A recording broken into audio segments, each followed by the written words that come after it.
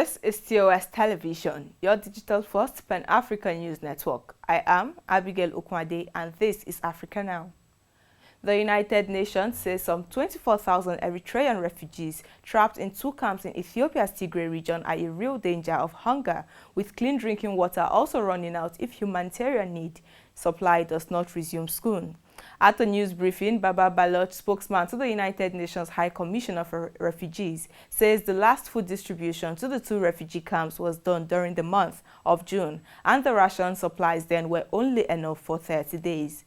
An official state website has called for pressure on the rebel group to open the routes for cargo. And to politics. For the first time since Ivory Coast's 2010 to 2011 civil war that claimed more than 3,000 lives, Ouattara and Gbagbo met on Tuesday at the presidential palace in the Ivorian economic capital, Abidjan. The civil war began after Laurent Gbagbo, now 76, refused to concede electoral defeat to Alassane Ouattara in December of 2010 presidential ballot.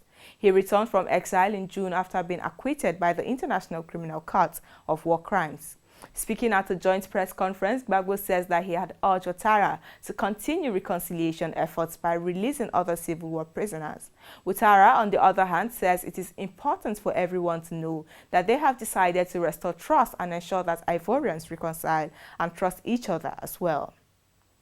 Amid the political atmosphere, Tunisian President Kais Saied received the Moroccan Minister of Foreign Affairs, who carried an oral message from King Mohammed VI.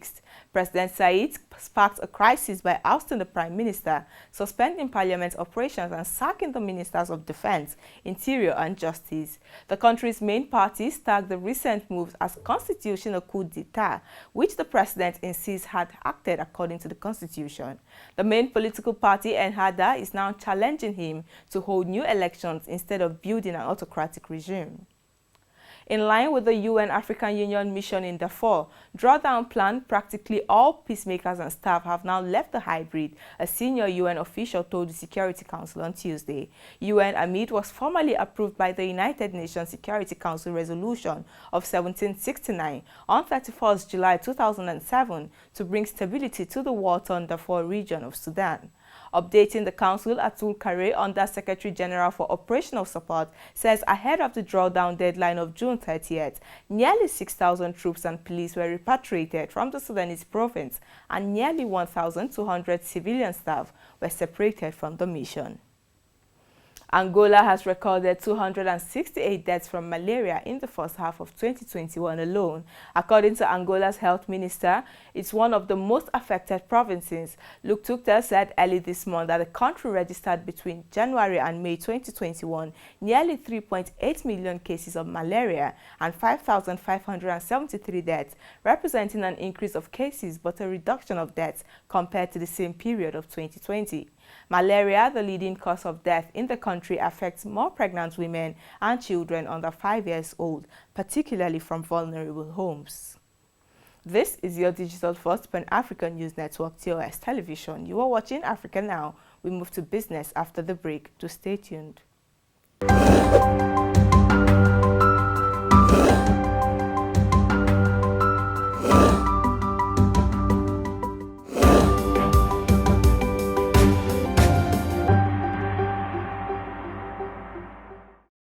Welcome back. In business.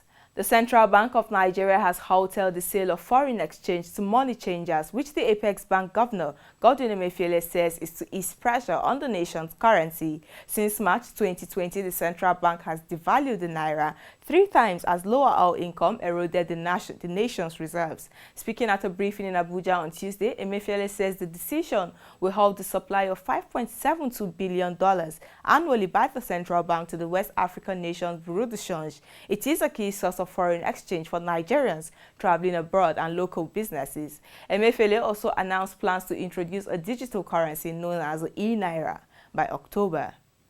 The International Monetary Fund warns of a global economic recovery where the poor get poorer and social unrest and geopolitical tensions grow due to the pandemic. IMF's chief economist Jita Gopnath says the recovery is not assured until the pandemic is beaten back globally.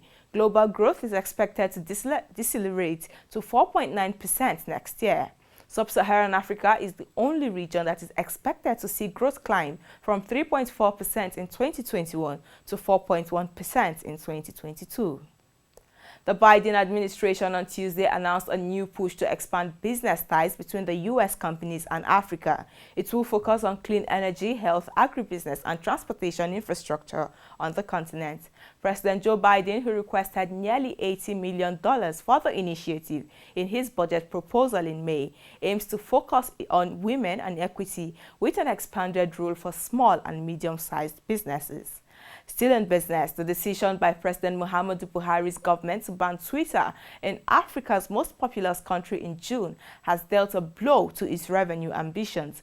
According to NetBlocks, which uses the classic free digital app GDP impact technique, Nigeria has lost at least $243 million in the past 52 days since the Twitter shutdown.